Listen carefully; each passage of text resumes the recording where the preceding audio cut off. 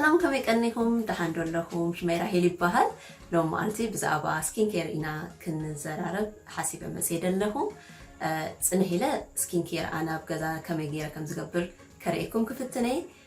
ነዊሕ ግዜ ወሲዱለይ ነተ ኣነ ዝጥቀመሉ ዝሰማማዓኒ ነገር ክረክብ ማለት እዩ ቅድሚ ናብኡ መኻደ ግን ብዛዕባ ቆርበትና ቁሩብ ክዛረበ ቆርበትና ካፍቲ ዝኣበ ክፋል ኣካላትናዩ ረቂቂዩ ኣዝዩ ፍሉይ ጥንቃቐ ዝደልዩ ብቀሊሉ ስለ ዝጉዳእ ማለት እዩ ልክ ከምቲ ካልእ ክፋል ኣካላትና ንከናኸኖ ንኣብነት ስንና ንኮል ምሸትን ብረሽ ንገብር ብዛዕባ ጥዕና ስቶማኮና ንሓስብ እንታይ በሊእና ይሰማማዓና እንታይ በሊእና ኣይሰማማዓናን እዩ ብዛዕባ ኩሉ ውሽጣዊ ጥዕናና ንሓስብን ንጥንቀቅን ኢና ልክ ከምኡ ድማ ቆርበትና ተመሳሳሊ ካብኡ ዝኣበየውን ጥንቃቐ ይደልዩ ማለት እዩ ስለዚ ንቆርበትና ዝግባእ ኣተኩሮ ክንህቦ ኣለና ገጽና እንተድኣ ኣብ ቆርበትና ኣብ ገጽና ጥራይ ደይኮነ ኣብ ዝኾነ ቆርበትና እንተድኣ ዝተፈላለየ ዓይነት ኮንዲሽን ኣለና ኮይኑ እቲ ምክንያት ብዙሕ ዝተፈላለየ ነገር ክኸውን ይክእል እዩ ንኣብነት ኣመጋግባና ኣብ ቆርበትና ተራ ኣለዎ ማይ ምስታይ እኩል ንሰቲ ዲና ኣይንሰትን ኢና ተራ ኣለዎ ኣተሓሳሰባና ወይ ድማ ኣብ ኣእምሮና ዘለና ፀቅጢ ወይ ስትረስ ድዩ ካልእ ዝተፈላለዩ ምስ ሜንታል ሄልዝ ዝተሓዙ ነገራት ኣብ ቆርበትና ዝተፈላለየ ጽልዋ ክህልዎም ይኽእሉ እዩ ስለዚ ኩሉሻ ኣብ ቆርበትና ዝኾነ ነገር ወፂኡና መጀመርታ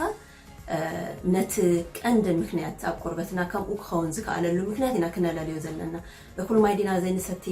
ኣመጋግባና እዩ ጽቡቕ ደይኮነ ቢካዝ ኣመጋግባና ጽቡቕ ክኸውን ኣለዎ ክንብል ከለና ዝበዝሕ ግዜ ሽኮራዊ ዝኾነ ነገር ንበልዕ እንተድኣ ኮይና ወይ ድማ ዝበዝሕ ግዜ ስጋ ንበልዕ እንተድኣ ኮይና ሞት ንበልዖ ስጋ ኦርጋኒክ ዘይኮነ ዝተፈላለየ ዓይነት ከም ንፈልጦ ከምኡ ዓይነት ስጋ እንተድኣ ንበልዕ ኮይና እቲ ሆርሞን ሶም ዝውግእዎ ኣብ ቆርበትና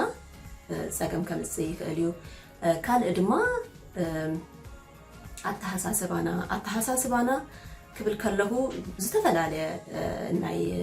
ናብራ ድዩ ውልቃዊ ድዩ ማሕበረሰባዊ ድዩ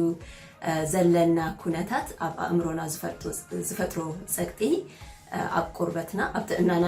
ምዝባል ከምጽእ እሱ ድማ ኣብ ቆርበትና ክርአ ይክእል እዩ ማለት እዩ ስለዚ ዝበዝሕ ግዜ ኣትክልትን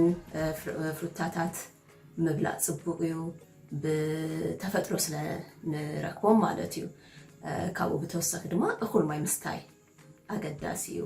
ካልእ እቲ ሻሂ ቡን ገለ ንሰትዮ ዘይኮነ ጽሩይ ማይ እኩል ማይ ክንሰቲ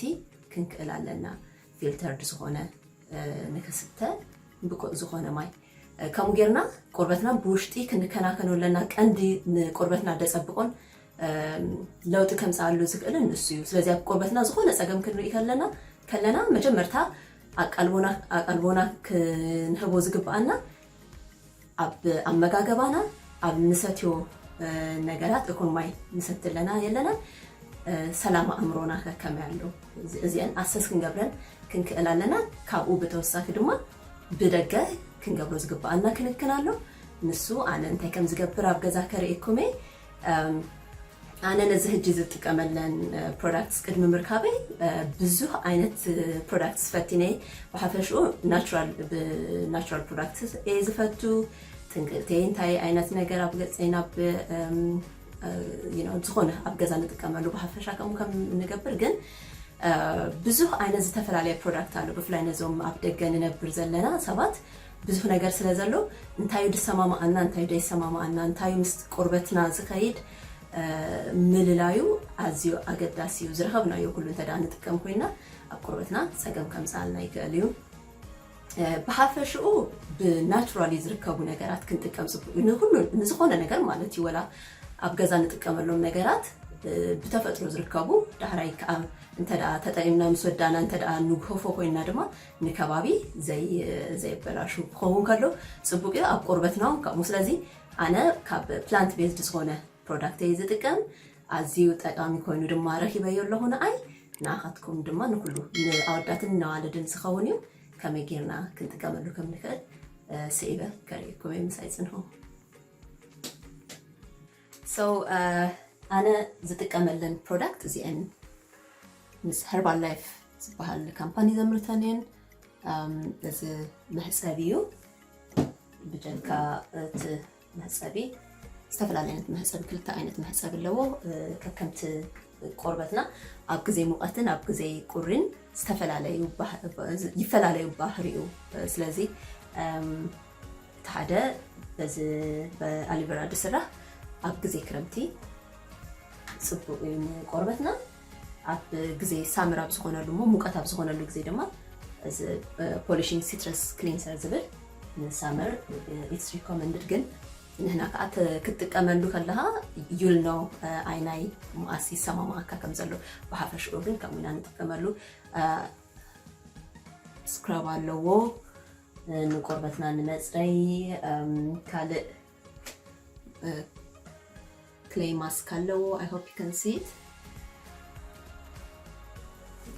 ካልእ ነገራቱን ኣሎ ኣብዚ ሓደ በሓደ ከርእየኩም እንዳተጠቀምኩ ክትጥቀመሉ ከለኹም ክትርእይዎ ኢኹም ብሓፈሽኡ ነዚ ፕሮዳክት ድመረፅኩሎ ከምታ ቀዲመ ዝበልክዎ ናቹራሊ ካብ ዝርከቡ ነገራት ካብ ክንበልኦም ንኽእል ነገራት እዩ ድስራሕ ላይክ ካብ ኪከምበር ካብ ብሉበሪስ ካብ ፕላንትስን ቬጅቴብልስን ስለዚ ንቆርበትና ኣብ ቆርበትና ክንገብሮ ከለና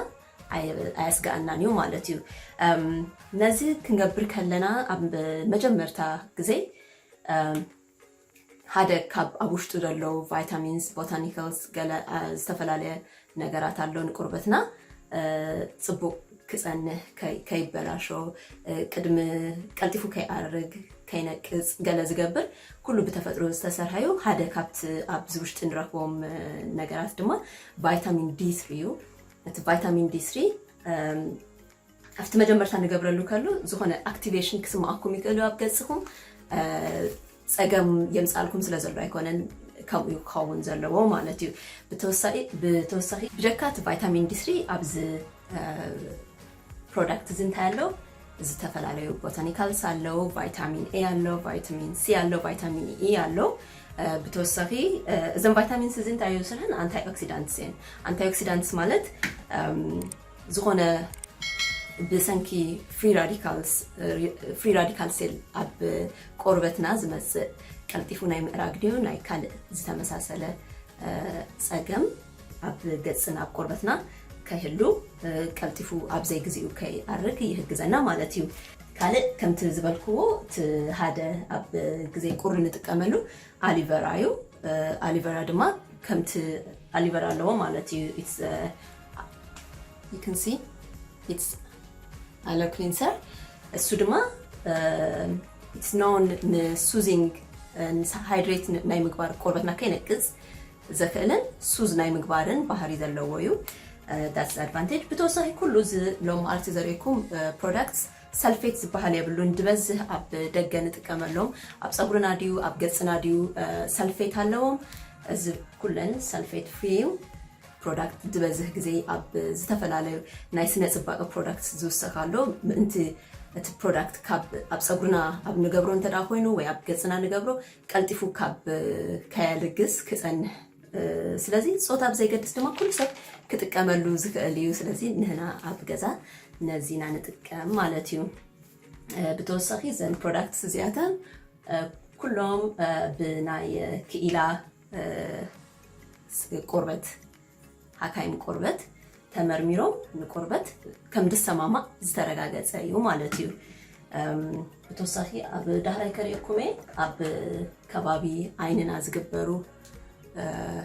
ሃይድሬቲንግን ጀልን ክሪምን ኣለና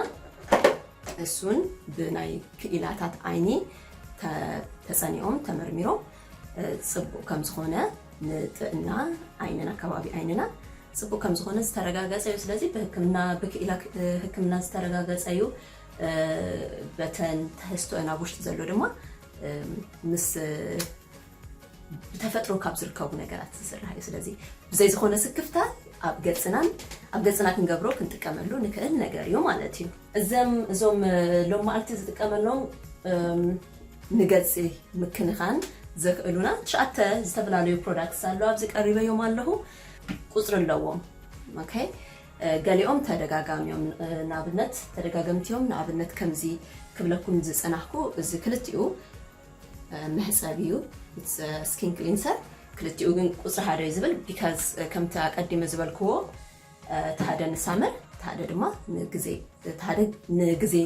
ሙቐት ተሓደ ድማ ንግዜ ቁሪ ዝኸውን ስለ ዝኾነ ማለት እዩ ካብኡ ሕጂ ቀጥታ ናብቲ ከመይ ገይረ ኣብ ገዛ ነዚኦም ፕሮዳክት እዚኦም ከም ዝጥቀመሎም ከርእየኩም ምሳይ ጽንሑ